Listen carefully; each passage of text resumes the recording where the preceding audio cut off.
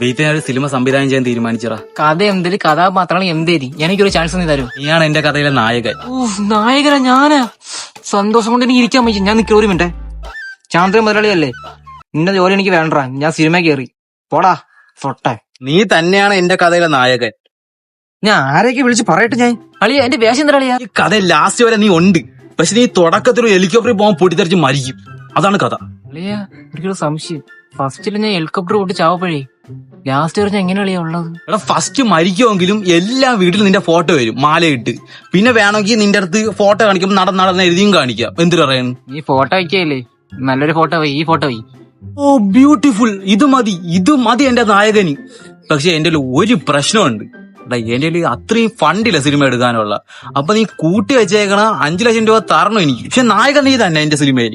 അളിയ 5 ലക്ഷം രൂപ അല്ല 10 ലക്ഷം രൂപ നിനക്ക് തരാം. പക്ഷെ ചെറിയ പ്രശ്നമുണ്ട്. ഹെലികോപ്റ്റർ ഞാൻ ചാവൂലേ.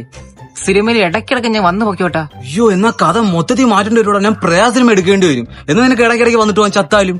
അളിയ പ്രയാസം വേണ്ട അളിയാ. ഞാൻ ഹെലികോപ്റ്ററിന് പൊട്ടിത്തെറിച്ച് ചാവുമ്പോഴേ എനിക്ക് സൂപ്പർ പവർ താളിയാ. ഞാൻ പറഞ്ഞു വരാം.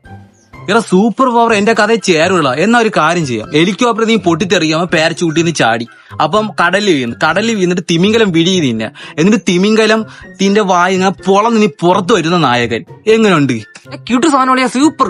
അവതര ടച്ചുള്ള സിനിമ. ഇത് നമുക്ക് ഷൂട്ട് ചെയ്യാം. നിനക്ക് പൈസ ഇപ്പൊ തരാം. ഗൂഗിൾ പേ അയച്ചു തരാം. അയച്ചിട്ടോട്ടെ. സിനിമ കയറി. അണ്ടം 10 ലക്ഷം രൂപ അക്കൗണ്ടിൽ കിട്ടി. ഇനി ശ്യാമിനെ പറ്റിക്കണം. അവൻ അവതാറിന്റെ കുഞ്ഞാക്കാം.